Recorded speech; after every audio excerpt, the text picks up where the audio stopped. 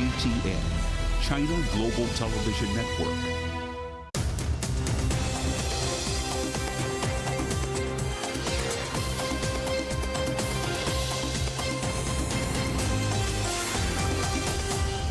Live from London, this is The World Today. Hello, I'm Jamie Owen. Welcome to the programme. Our top stories: huge explosions continue to rock Gaza as Israel claims its troops have surrounded Gaza City. Our other headlines: Secretary of State Antony Blinken says the US is working hard to get more aid into Gaza as he visits Turkey, where he's met by anti-American protests. China's President Xi Jinping meets the Australian Prime Minister in Beijing as the two countries reset relations. In one of the world's biggest shop windows, global CEOs, governments and thousands of exhibitors show off their wares at this year's China International Import Expo.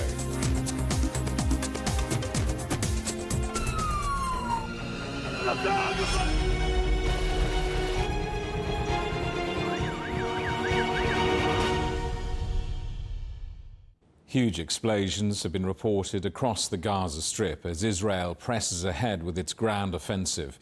The Israeli Defense Forces claim its troops have now surrounded Gaza City, effectively cutting the Strip in two. The IDF says it's opened a temporary corridor to allow Palestinians move from the north of the besieged enclave to the south, ahead of what's expected to be significant land incursions. Pleas for an immediate humanitarian ceasefire have intensified, with the UN and humanitarian groups issuing a joint statement. The Palestinian Health Authority says the death toll in Gaza has now risen above 10,000. Well, let's talk to our correspondent Noor Harazin in Gaza. Noor, this is being described as the heaviest night of bombing so far in Gaza.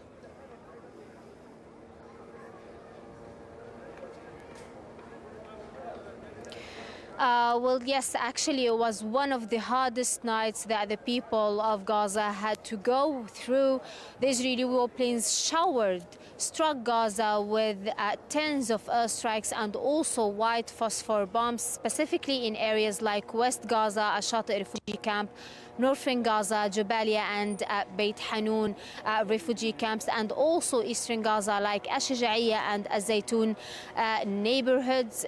Here in Middle Gaza, an Israeli airstrike on Al-Maghazi refugee camp pounded a whole block to the ground. 52 people were killed in this one Israeli attack on Al-Maghazi refugee camp. According to the Palestinian Health Ministry, the death toll here in Gaza is up to more than actually 10,022 Palestinians. At the same time, Israel continues its attacks on Palestinian hospitals here in Gaza, especially those that are operating. Since the morning, the Israeli warplanes targeted Al-Nasser Hospital, the Eyes Hospital, which is also close to the Al-Nasser Hospital that is specialized in treating children. They also attacked the Ar-Rantisi Cancer Hospital. This hospital specializes in treating kids with cancer. At the same time, also attacked the front gate of the Al-Quds Hospital. And recently, just half an hour ago, the Israeli warplanes targeted the solar plant on the rooftop of the Al-Shifa Hospital. Basically, the Israeli side is ignoring Hamas's invitation to send a team or a group of experts to the Gaza Strip in order to investigate the fact that there is no Hamas infrastructure under the hospitals of Gaza. And in terms of trying to allow people to leave northern Gaza, the Salah al-Din highway has now reopened. Is that right?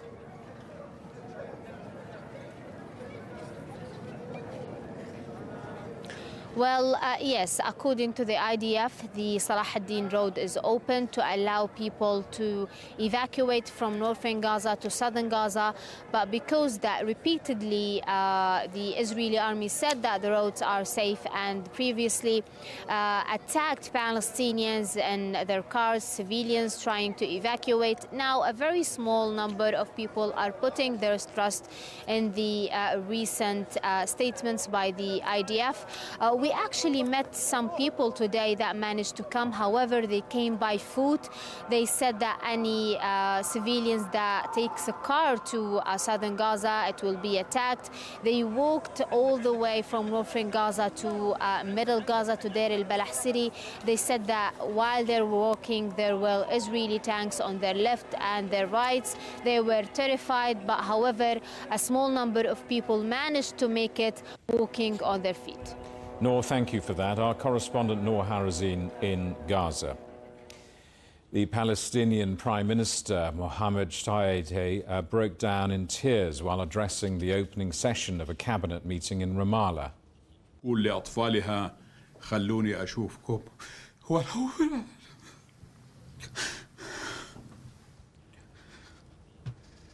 He was speaking about children who've been writing their names on their bodies in case they need to be identified later. The United Nations says around 4,000 children have been killed in Gaza since this current conflict began, 40% of the total. Well, the United Nations says 88 of its staff have been killed in Gaza since this conflict began on the 7th of October.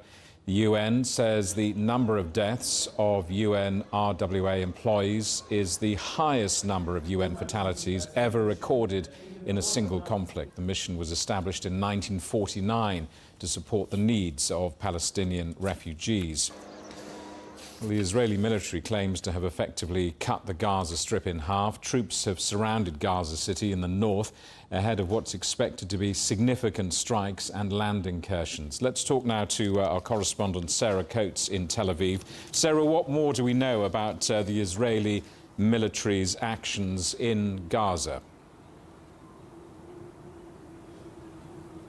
Hi there, Jamie. Well, look, the Israeli military isn't giving too much away about this next stage, a stage it is calling a significant stage, although going off what we've seen on the ground, the pictures that it's released and these heavy airstrikes overnight in the last 24 hours, it certainly does seem as though it's going to move into Gaza City any moment now. It said yesterday in the next 48 hours, saying that it's encircled Gaza City from every side. It has released pictures of soldiers walking through the strip, accompanied by bulldozers and also tanks, planes flying in the sky, saying that in the last 24 hours, it's taken out around 450 terror targets. That's what it's calling it. Also targeting what it says is Hamas infrastructure underground. And look, this will be one of the key places that this battle will potentially be fought inside Gaza City. These tunnels run, as we know, all underneath Gaza, and these Hamas fighters are very well acquainted with the ins and outs of them, where the tops of them are to go in and out, and they are of course very familiar with the terrain in there. So look, Israel has said that it's also carrying out intensive logistical efforts to supply ground forces in the strip, things like ammunition, food, fuel, water, and to replenish them with vehicles and things like that that have been severely damaged since Tuesday. So it certainly does seem like the IDF will move into Gaza City very, very soon. And more protests from the families of hostages have been held outside the Israeli parliament. Yeah, look, you're certainly right. All these families are outside the Knesset, the Israeli parliament right now. Just another protest, and they say they are not leaving until they see some significant action from the Israeli government. Now, the public here has really been divided over this issue. Many people say that they believe that there should be a ceasefire. It doesn't matter what happens now. These people just need to come home. But the Israeli government has been very strong in its wording here, strong in its decision, saying that there will be no ceasefire until all these 242 hostages are returned. Now, many people think the government simply is not doing enough to bring these people home. And look, we did hear from the Thai Prime Minister just a short while ago. he says that he's been speaking with negotiators like Iran and potentially Hamas, and believes that all of these Thai hostages, there are quite a lot of these people trapped in the Gaza Strip, believes that they are all safe and well and will be returned shortly. But look, the big worry here is that if these Israeli troops do go into Gaza City very soon, that this will potentially have a bad impact on these hostages that are potentially being held underground in these tunnels I spoke about earlier. Sarah, thank you for that. Our correspondent Sarah Coates in Tel Aviv. The US Secretary of State Antony Blinken says Washington is working hard to try to get more humanitarian aid into Gaza, with Washington still stopping short of calling for a full ceasefire. He's ended his tour of the Middle East with a visit to Turkey. Blinken did not meet President Erdogan, but said talks with the country's foreign minister had focused on trying to find a lasting peace in this conflict. CGTN's Mikhail Bar-David reports. Antony Blinken met his Turkish counterpart Hakan Fidan on Monday in Ankara to discuss the ongoing conflict between Israel and Hamas. As he departed, the U.S. Secretary of State said the talks had been lengthy and productive. And of course, we discussed the crisis in Gaza, and including the efforts to significantly expand humanitarian assistance to people in need, efforts to prevent the conflict from spreading to other parts of the region, and what we can do to set the conditions for a durable, sustainable, lasting peace for Israelis and Palestinians. Turkish Foreign Minister Hakan Fidan called for an urgent ceasefire and stated that Israel had to be prevented from targeting civilians. He also underlined the need for a two-state solution. In his statement, Blinken noted that U.S. officials were in constant dialogue with Israel to minimize civilian casualties in Gaza. And he stressed that the U.S. was committed to getting hostages from all nations released from Hamas captivity. During Blinken's visit, a pro-Palestinian demonstration was held at the Turkish Foreign Ministry in Ankara. That comes after hundreds of protesters tried to storm the Incirlik air base, which houses U.S. troops, on Sunday, clashing with police who used water cannon to disperse the crowd. Away from the conflict, Blinken discussed Sweden's bid for NATO membership, with the Turkish parliament set to vote on whether to approve ratification soon. Blinken expressed optimism that progress would be made. I'm Mikhail Bar-David for CGTN in Istanbul. The European Union has pledged to increase aid to Gaza by nearly $27 million, quadrupling its assistance this year. The new funds will focus on providing water, sanitation, food and other essentials. The EU Commission President says Europe is working with countries and NGOs to try to get more aid convoys into the enclave. We will keep pushing for our aid to reach civilians in need. This can make the difference between life and death for thousands of Palestinians. Supporting Israel is essential, and aiding civilians in Gaza is essential too. Jewish and Muslim communities across the UK are feeling the pressure from this conflict being fought in Israel and Gaza.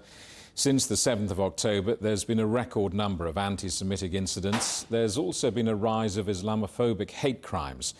CGTN's correspondent Michael Voss reports now from London, with large communities from both faiths who are working hard to keep maintaining good relations. Grodzinski Bakery claims to be the oldest kosher bakery in London. It's a busy hub for the local Jewish community, but it also prides itself on its multi-ethnic staff, with Muslims and Christians all working alongside their Jewish colleagues. The horrific events in Israel and Gaza haven't changed that. We still get on. I'd say we still get on with people in the street, black people, Muslim people, Jewish. It hasn't changed around here that much, but we are a bit more checking behind us and a little bit more scared. Anti-Semitic and Islamophobic hate crimes have risen sharply in recent weeks, but Stamford Hill has largely been peaceful. This North London neighbourhood is home to thousands of ultra-Orthodox Jews, but it also has a large and well-established Muslim community. This area of London has Jewish and Muslim communities living side by side. This building, for example, is a mosque, whereas if we look across to the other side of the road, we have a Jewish primary school. There are frustrations and anger over the conflict and resentment that the recent pro-Palestinian rally was dubbed a hate march by British Home Secretary Suella Braverman, but it hasn't affected the two sides cooperating. We're very angry, we're very frustrated. We do feel that we're not being heard, that we are being sidelined. However, you know, you're not taking it out on the Jewish community? Oh, definitely not. You know, that's not what we're here for. We have a fantastic record of working together for the last 40, 50 years. Zeno works closely with Rabbi Gluck, co-chairs of the Muslim-Jewish Forum here. Has he seen changes since October 7th? No, basically not. The community is still interacting in exactly the same way as prior to the terrible acts on the 7th of October. Why is that, do you think? Because we trust each other, we know each other. There has been a rise in anti-Semitic hate. Is it coming from the Muslim community here? No, it's not coming from the Muslim community here. Most of it is coming from non-Muslims. The longer this conflict in Israel and Gaza goes on, the more it will test the strength of this cross-community spirit and hopes that it will not break their hard-fought cooperation. Michael Voss, CGTN, London. You're watching CGTN. Still ahead, a chance to reset relations. President Xi Jinping meets Anthony Albanese in Beijing, the first Australian Prime Minister to visit since 2016.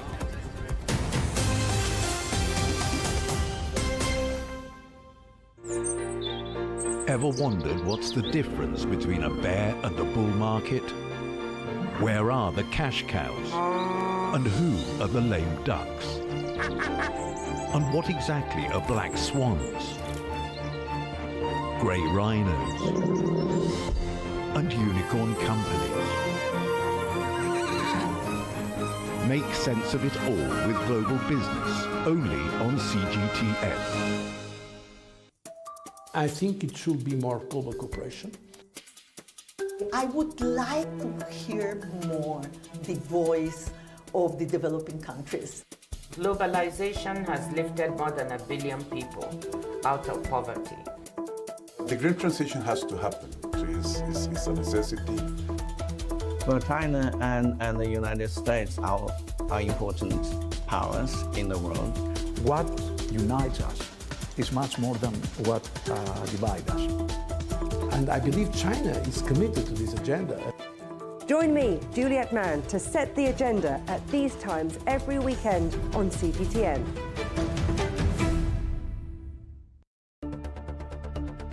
Events have consequences. Words create impact. One more offensive in a long line of battles that's been ongoing for more. Just got to be careful here with some gunshots. Excuse us, excuse us. The world today matters for your world tomorrow. The number of casualties is growing quickly. Why, this is one of the hardest hit towns in the region. The world today, every day on CGTN.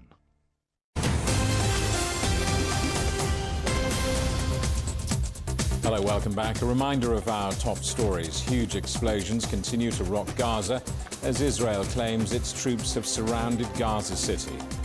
Our other headlines, Secretary of State Antony Blinken says the US is working hard to get more aid into Gaza as he visits Turkey, where he's met by anti-American protests.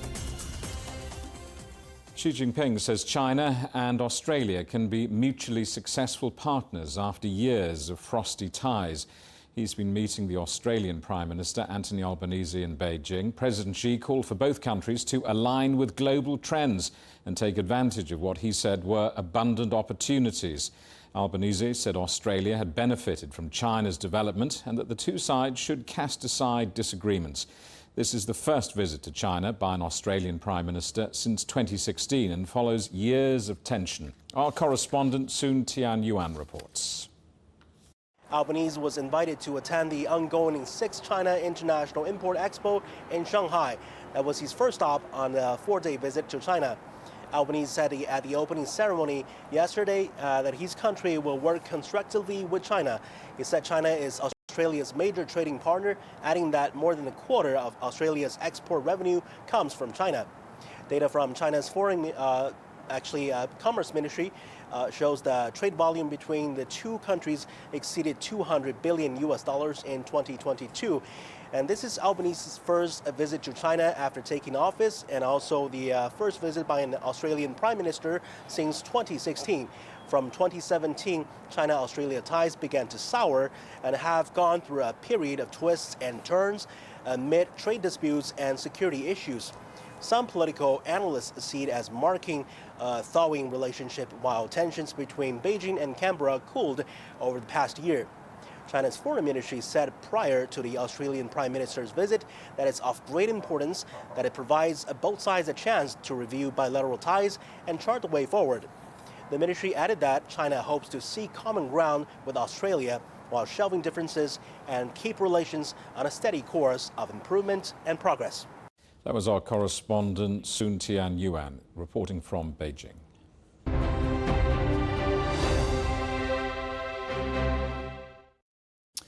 Well, businesses from all around the world are heading to the China International Import Expo in Shanghai, hoping to boost their share of the Chinese market. It's now open to the public, with over 400,000 people expected to attend. Our correspondent Wu Bin reports. Today is the second day of the 6th China International Import Expo, and it's open to registered audience. So you can see the enthusiasm here. More audience are coming. There's a wider participation. And the food and agricultural product section, in which I am standing, attracts the most exhibitors each year. And you can see a lot of people. They are queuing in different pavilions, trying to taste all the amazing food from across the world. And behind me is the pavilion of the French brand called Le Saff. It's not that familiar to a lot of Chinese consumers, but actually it's an industry giant. It's a brand for yeast, and every 3 bread in the world, 1 is using the yeast from this brand. And earlier today, I've also talked to the global CEO of this brand about their expectations to the 6th China International Import Expo. This year, on our booth here at CIIE, we are welcoming the Louis Le Saff Cup. And so the Louis Le Saff Cup is selecting the best teams around the world in order to, after, go to the World Championship of Baking. And what you have here today is one team. We'll have team every day on the booth, the French team, which is doing artistic bread. And this afternoon, here precisely, we will launch the Louis Le Saff invitational workshops in order to welcome the Chinese team, the French team, Korean team and Japanese team, for them to compete and to show what they are able to do. I'm wondering, what are some of the adaptation of Le Saff to the Chinese market? Because I've seen something very interesting there. That's of Chinese, you can call it Chinese bread, but we would call them buns. Yes, yeah. So, and it's very beautiful. So what about there? Can you introduce something about this? Here it's a team of the fermentation Chinese master who are working here, and clearly Le Saff is on the one hand bringing the Occidental bread here in China and other countries of the Asia Pacific. And I recently, this morning, signed a partnership with a Chinese company who is doing baozi and using Saff inside. United States officials have said they want more trade with China. The country's ambassador was at the China International Import Expo 2 to open a pavilion of American food products. This is the first time there's been an official US presence at this event since it launched in 2018. We do not seek to decouple the economic relationship between us. We seek to move forward in two-way trade between the United States and China. Now, we are de-risking altering supply chains in critical materials and minerals in some cases, but that's because that's the smart thing to do post-pandemic. And of course, China has been de-risking as well.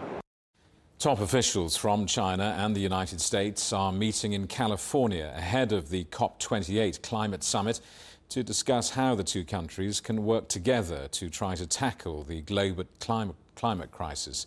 Our correspondent Alistair Baverstock reports. Palm Springs, California, where officials from the US and China are meeting for talks ahead of the UN Climate Change Conference, or COP28, at the end of the month. I do hope that China and the United States... US climate envoy John Kerry will cover a range of topics with his Chinese counterpart Xie Zhenhua, but top of the agenda will be the two countries' collaboration on tackling the global climate crisis.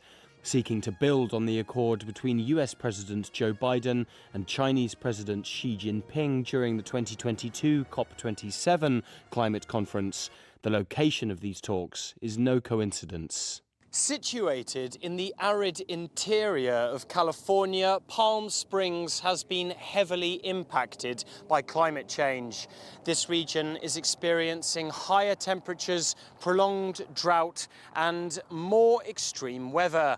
However, it's also the site of America's oldest wind farm, where 2,700 turbines have supplied power to Southern California since the 1980s. Ahead of the COP28 climate talks, the result of these bilateral talks in Palm Springs will cast a long shadow over a vital United Nations conference. The US and China set up. Rajan Vig is a leading voice on North America's energy trading market. How relevant is it? Well, it's incredibly relevant in the sense that if you think about China pushing forth with clean energy investments, I think in last year they spent $546 billion taking into consideration manufacturing and deploying renewable energy assets. The US and China working together in unison to address climate change in countries that don't have the ability to spend as much as US and China do. However, while the world's two largest economies collaborate on the issue, they remain the world's two largest carbon emitters. And for former Mexican ambassador to the UN, Pedro Diaz de la Vega, these talks are vital in light of the recent climate disaster in Acapulco. For me, this is a symbol of hope, that two countries that may have differences in other areas can sit down to discuss this topic of global implications. Mexico has just suffered an enormous catastrophe caused by global climate change, and the entire world is looking to see what decisions will be made at COP28. As officials from both countries discuss their joint approach to climate change, the world as a whole will be listening. Alistair Baverstock, CGTN, Palm Springs, California. Well, temperatures have plunged across northern China. Red alerts for blizzards are being issued, with snowfall blocking several highways. Schools in many cities are also closed. Communal heating systems have been switched on a week early, including in the capital, Beijing.